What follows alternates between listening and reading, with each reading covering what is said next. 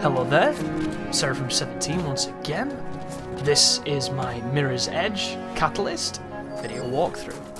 This is the 14th mission. It is known as Prisoner X. Plastic.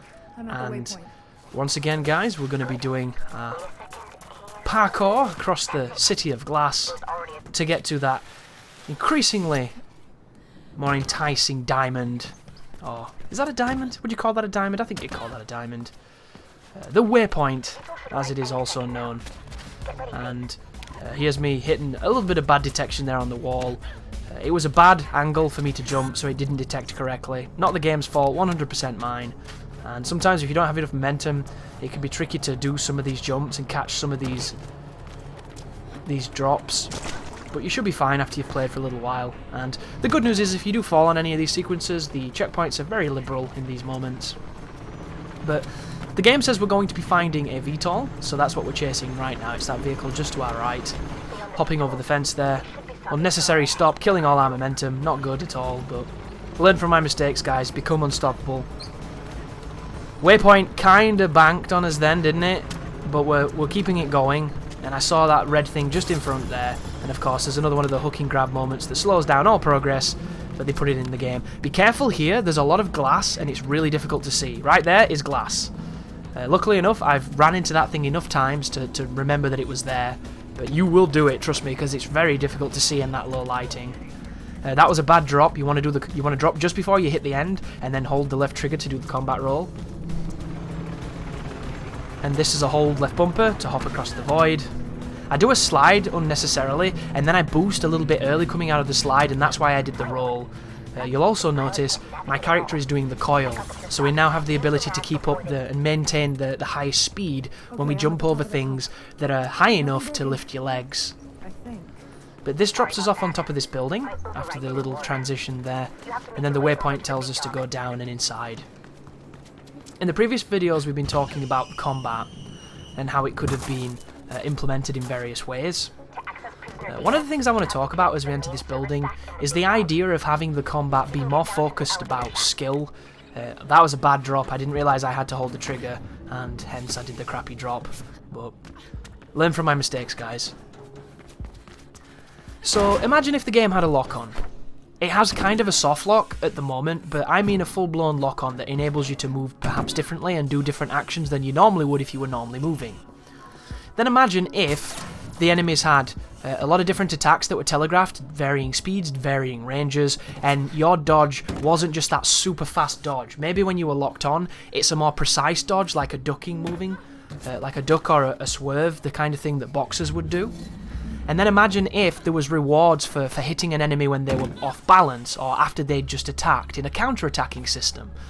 And then the combat became this intricate dance of two people, trying to do moves and initiating attacks and seeing who comes off on top. And the AI could have been clever. It could have had people with guns at a distance that didn't have perfect aim, so you could run at them and they would actually miss if you were evasive. And then you could combine it together to have some kind of interesting combat system rather than this kind of messy appeal that there is at the moment. I think that could have worked really well. They didn't have to, always be just one person. They could have mixed it up with different enemy types. There are a whole host of different ones. You could have the fast guy, the guy who does all the kicks, the guy who comes with a weapon, the ones with the guns, the ones who don't need guns. You could have had a shield dude who's really defensive, who's just there to annoy you and put pressure on you so the fast guy can get you. There could have been a lot of combinations of simple archetypes from other games put into this. Oh, that's another area where we needed to roll there, guys, so I didn't do a good landing. But there's a lot of easy ways to improve something that is this simple. Another way they could have done it, which is the way I think it should have gone, is I think you should do way more damage than you do in this game. I think it should be like one-hit kills on the enemies. Not necessarily kills, because I don't want to think of us killing the people, because I think we're just knocking them out, but the idea of running and jumping and kicking somebody should be it. If you kick somebody in the head, they shouldn't get up. It should be kind of the end of it. And they could have made it so that you don't take too much damage either, so the combat has that kind of risk and reward factor to it where if you know what you're doing and you can be first, you'll beat them every time because you'll just one-hit KO them, popcorn enemy them. But if they get you, then it's that restart. And I think it would have made it a bit more sensical in the way that it's approached, because Speed would be everything because it gives you the barrier, so those one-hit kills wouldn't work because you'd have that barrier of focus and you'd just be a tornado getting past the enemies. I suppose a counter-argument could be put to, well then it'd be too easy because you'd just be too good and then the players would lose interest in the combat.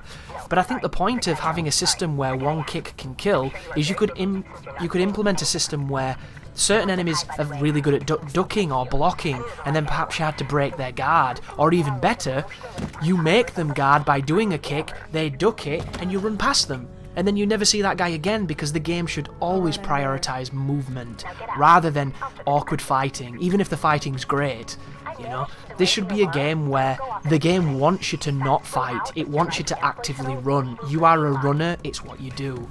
I think that would have been a really interesting direction to take. It would have added an element of risk, and it would have added an element to making the combat feel like an extension of what you're doing, rather than a roadblock between your next opportunity to run. Like, look at that! This must be masking loading, because what's the point in putting a door there? It straight up cock blocks all momentum, all the fun of this game is neutralised in a single instance because I run into a glass wall. There is a vent that's very difficult to see here because of the white decor, but the Pathfinder will help you there on the runner's vision, and hopefully you'll have no issue. Another really tricky vent to see unless you've got the waypoint on because of just the stark lighting. You can roll in this vent and avoid that fall, and you'll come out of it much quicker than I'm doing here. And then this is another one of those either run around like an idiot and not fight until the train comes, or run around and fight. So, the combat. I'm going to dash into these enemies, kick them, and then I'm going to try and do the 3 X's to get the stun after I've kicked them. I tried to kick this guy over the balcony, but he's having none of it for some reason. Maybe you can't kick these guys. So instead, I'm going to do the chain kick on his back, which is the best way to take out advanced enemies because they can't get out of it. If you do it right. All you do, boost after the kick, kick, boost, kick, boost, kick. It's that simple. Here's a couple of the normal protector dudes and one of those guys who's got his little wrist-mounted concussion Minority Report weapon. So we're just going to kick him, and I'm going to try and get him in the off the edge with the looks of this. And there's the change of direction, there's the kick, there's the off the edge, there's the dude with the gun, wall run, kick in the face. Wrong button, Chris. That's not going to help if you've pressed the wrong button. There's the ball shot and the execution. One of the things I really like about this heads-up display is this threat circle that's around the reticle. Because not only does it give you a dynamic map of where the enemy presence is, but it's never obtrusive, it's never in the way of anything, it works really well. That was me trying to climb up there and it didn't work. Here comes the guy with the gun, gonna do another mobile kill on this dude. There's the slide kick, take his ankles, and I think you might have to kill every enemy here. Here comes the Protector, by the way. Hopefully I'm going to show you the Protector loop. So wait for him to come to you, dash towards him, and then do the change of direction. Don't get kicked in the face. Change of direction, and then kick him off if you can. Oh wow, we're not looping him at all, this is terrible. Change of direction, dash kick, dash kick, dash kick, dash kick. See how easy this guy is when you do this? It's the best loop against that enemy. Here comes somebody else. Has he got a gun? Yes, he does. Jump kick. Oh no, just change direction. And kick. And the X maneuver there to do the stun attack. And then that tells us the train's arrived. So that's the end of the video, guys. Interesting mission, that. A mixture of things that work in this game and things that aren't as so well received. But thank you for watching. And you take care now.